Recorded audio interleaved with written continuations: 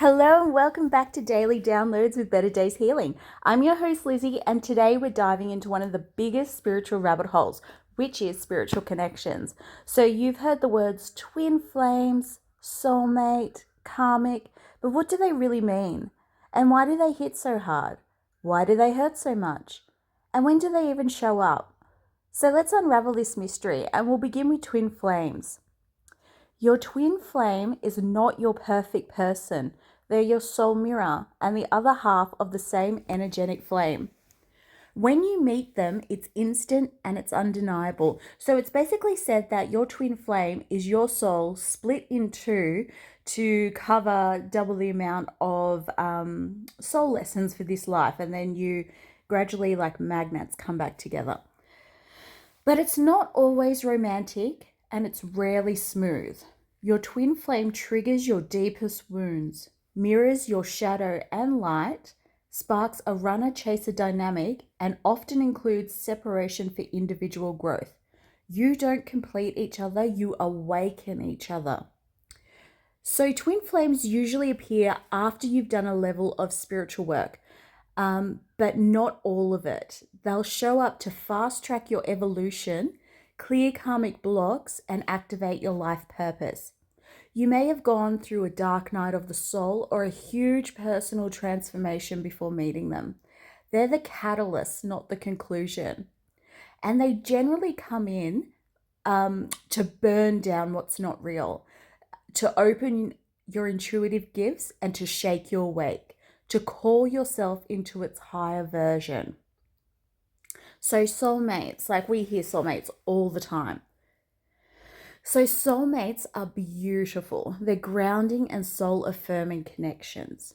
They're here for the long haul, even if they don't stay forever. When you're with a soulmate, it will feel like home.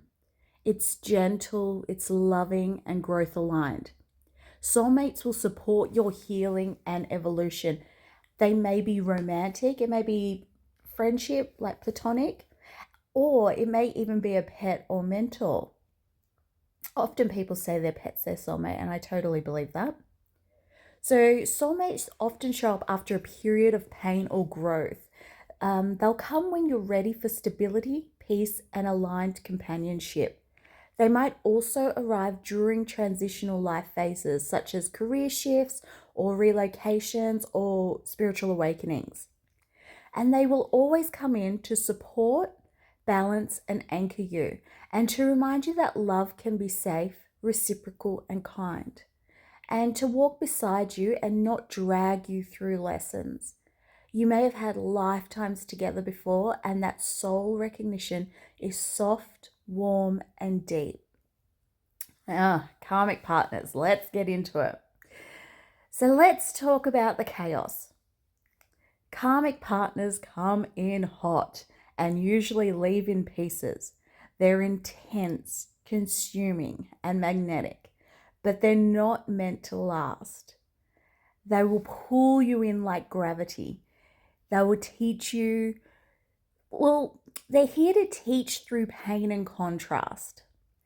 And they are repeat cycles until you learn the lesson. And they often feel like a test you can't pass. So they appear when you are usually stuck in a pattern, ignoring red flags or abandoning your own self-worth. They show up when your soul says it's time to break this cycle now. And they come in to teach boundaries, to awaken your self-respect, and to help reclaim your voice, your power, and your truth. They are spiritual wake-up calls dressed as love stories, and they rarely go quietly. So why do these people come into your life at these times? Because your soul chooses the timing based on what you're ready to confront, release, or reclaim. The karmic comes when you're repeating lessons. The soulmate comes when you're ready to grow safely. And the twin flame comes when you're meant to awaken fully and completely. These are soul contracts pre-written before this life began. They're not mistakes, they're milestones. So just want to go back to the twin flames and the runner chaser dynamic. So this confuses a few people. In twin flame dynamics, there's often a runner and a chaser. The runner pulls away, emotionally unavailable, overwhelmed, sometimes ghosting or jumping into other relationships, but they're not running from you. They're running from themselves. The chaser leans in, trying to fix, control, and overgive.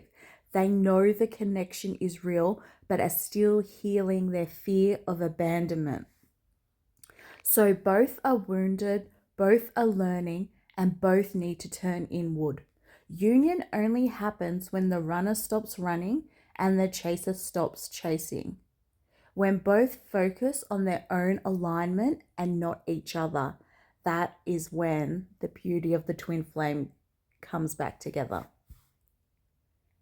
So this can also confuse people because they're so similar in contrast, the twin flames and the karmic.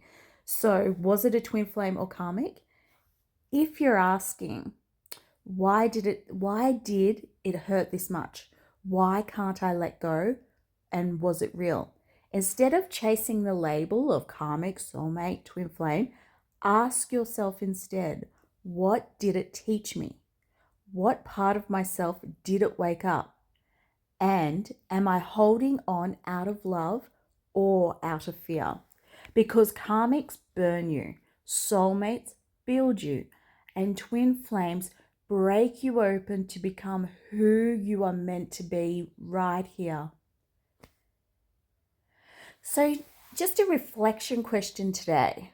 What kind of connection are you holding on to? And is it love or is it a lesson? I just want you to sit with it and let the truth come softly. It always does.